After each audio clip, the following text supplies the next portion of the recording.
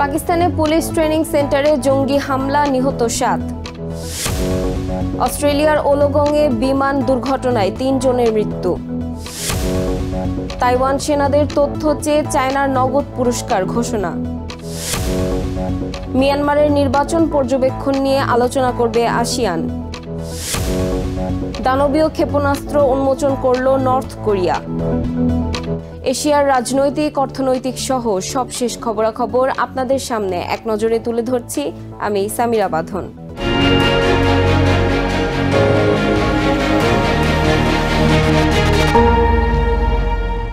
পাকিস্তানের উত্তর পশ্চিমাঞ্চলের ডেরা ইসমাইল খানের রট্টাকুলাচিতে একটি পুলিশ প্রশিক্ষণ কেন্দ্রে সশস্ত্র জঙ্গিদের হামলায় অন্তত 7 পুলিশ সদস্য নিহত ও 13 জন আহত হয়েছেন। শুক্রবার রাতে আত্মঘাতী বোমা হামলার মাধ্যমে শুরু হওয়া এই হামলার পর দুই পক্ষের মাঝে প্রায় 6 ঘন্টা গুলি বিনিময় চলে। পুলিশ জানায় প্রায় 200 প্রশিক্ষণার্থী ও প্রশিক্ষক ওই সময় কেন্দ্রে উপস্থিত ছিলেন। জঙ্গিরা ভারী অস্ত্র ও গ্রেনেড ব্যবহার করে ভেতরে ঢুকে পড়ে। পাল্টা অভিযানে 6 জন জঙ্গিকে হত্যা করা হয়। ঘটনাস্থল থেকে আত্মঘাতী ভেস্ট, অস্ত্র ও বিস্ফোরক উদ্ধার করা হয়েছে। নিষিদ্ধ ঘোষিত তেহরিক-ই-তালেবান পাকিস্তান প্রথমে এই হামলার দায় স্বীকার করলেও পরে তা অস্বীকার করে। অস্ট্রেলিয়ার নিউ সাউথ ওয়েলসের ওলগংয়ের কাছে শেল হারবার বিমানবন্দরে একটি ছোট বিমান বিধ্বস্ত হয়ে 3 জন মারা গেছেন। শনিবার স্থানীয় সময় সকাল 10টার দিকে উড্ডয়নের পরপরই বিমানটি বিধ্বস্ত হয়ে আগুন ধরে যায়। পুলিশ জানিয়েছে এটি বেলারাটগামী একটি বেসরকারি বিমান ছিল। নিহত 3 জনই প্রাপ্তবয়স্ক, তবে এখনও আনুষ্ঠানিকভাবে শনাক্ত করা হয়নি। বিমানবন্দরটিতে ওই সময় একটি ওপেন ডে চলছিল, তবে বিমানটি এতে অংশ নেয়নি। এয়ারপোর্টে থাকা বহু মানুষের সামনেই এই ভয়াবহ দুর্ঘটনাটি ঘটে।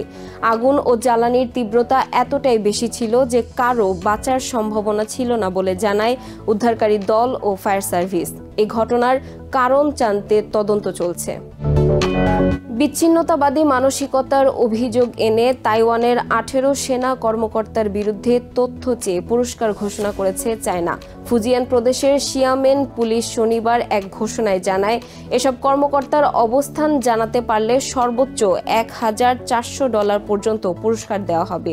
চায়নার দাবি, অভিযুক্তরা অনলাইনে স্বাধীনতাপন্থী প্রচারণা, বিভ্রান্তিকর ভিডিও এবং গেম তৈরি করে বিচ্ছিন্নতাবাদ উস্কে দিচ্ছে। তবে তাইওয়ান প্রতিরক্ষা মন্ত্রণালয় একে একনায়কতান্ত্রিক ও বিভেদমূলক কৌশল বলে প্রত্যাখ্যান করেছে। ঘটনাটি ঘটে তাইওয়ানের প্রেসিডেন্ট উইলিয়াম লাইয়ের নতুন আকাশ প্রতিরক্ষা পরিকল্পনা ও সামরিক বাজেট বৃদ্ধির ঘোষণার একদিন পর। চায়না এই ঘোষণাকে যুদ্ধ উস্কে দেওয়ার অপচেষ্টা হিসেবে অভিহিত করেছে। মিয়ানমারের সামরিক সরকার চলতি বছরের শেষে অনুষ্ঠিতব্য সাধারণ নির্বাচনের জন্য আসিয়ানকে পর্যবেক্ষক পাঠানোর আমন্ত্রণ জানিয়েছে। স্থানীয় সময় শুক্রবার রাতে মালয়েশিয়ার পররাষ্ট্র মন্ত্রণালয় জানায়, আসন্ন নির্বাচন নিয়ে অক্টোবরে আসিয়ান সম্মেলনে আলোচনা হবে। বিবৃতিতে মালয়েশিয়ার নির্বাচন কমিশনকে সরাসরি আমন্ত্রণ জানানো হয়েছে বলেও জানায় দেশটির সরকার। তবে মালয়েশিয়া পর্যবেক্ষক দল পাঠাবে কিনা সে বিষয়ে স্পষ্ট কোনো ঘোষণা আসেনি। বিশ্লেষকরা এই নির্বাচনকে প্রহসনমূলক বলে আখ্যা দিয়েছেন, যেখানে নাটকীয়ভাবে সামরিক শাসনের বৈধতা দেওয়া হতে পারে। আসিয়ান তাদের শীর্ষ বৈঠকগুলো থেকেই ইতোমধ্যেই মিয়ানমারের সেনা নেতাদের বাদ দিয়েছে। নর্থ কোরিয়া উন্মোচন করেছে তাদের সর্বাধুনিক ও সবচেয়ে শক্তিশালী আন্তঃমহাদেশীয় ব্যালিস্টিক ক্ষেপণাস্ত্র ICBM হওয়াসং-20। শুক্রবার পিয়ংইয়ংয়ে ওয়ার্কার্স পার্টির 80তম প্রতিষ্ঠা বার্ষিকী উপলক্ষে আয়োজিত সামরিক কুচকাওয়াজে এই ICBM প্রকাশ্যে আনা হয়। এ সময় উপস্থিত ছিলেন দেশটির সর্বোচ্চ নেতা কিম জং উন। রাষ্ট্রীয় গণমাধ্যম জানায়, হওয়াসং-20 নর্থ কোরিয়ার সবচেয়ে শক্তিশালী পারমাণবিক কৌশলগত অস্ত্র। বছরের শেষেই এটির পরীক্ষামূলক উৎক্ষেপণ করা হতে পারে বলে ধারণা করছেন বিশেষজ্ঞরা। সর্বাধুনিক ও সবচেয়ে শক্তিশালী আন্তঃমহাদেশীয় ব্যালিস্টিক ক্ষেপণাস্ত্র ICBM হওয়াসং-20 উন্মোচন করেছে নর্থ কোরিয়া। শুক্রবার পিয়ংইয়ংয়ে ক্ষমতাসীন ওয়ার্কার্স পার্টির 80তম প্রতিষ্ঠা বার্ষিকী উপলক্ষে আয়োজিত সামরিক কুচকাওয়াজে এই ক্ষেপণাস্ত্র উন্মোচন করা হয়। এ সময় উপস্থিত ছিলেন দেশটির সর্বোচ্চ নেতা কিম জং উন। শনিবার দেশটির রাষ্ট্রীয় সংবাদ সংস্থা KCNA এসব তথ্য জানায়।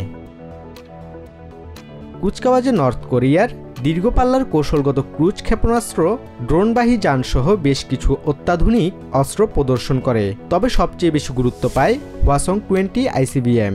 কেসিএনের দাবি, এটি দেশটির সেনাবাহিনীর সবচেয়ে শক্তিশালী পারমাণবিক কৌশলগত অস্ত্র ব্যবস্থা।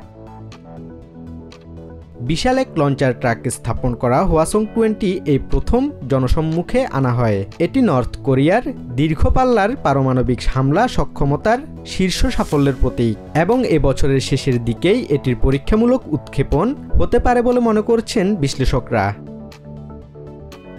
বিশেষজ্ঞদের ধারণা, হওয়াসং-20 একাধিক পারমাণবিক ওয়ারহেড বহন করতে সক্ষম হতে পারে, যা আমেরিকার ক্ষেপণাস্ত্র প্রতিরক্ষা ব্যবস্থার জন্য বড় চ্যালেঞ্জ হয়ে দাঁড়াবে।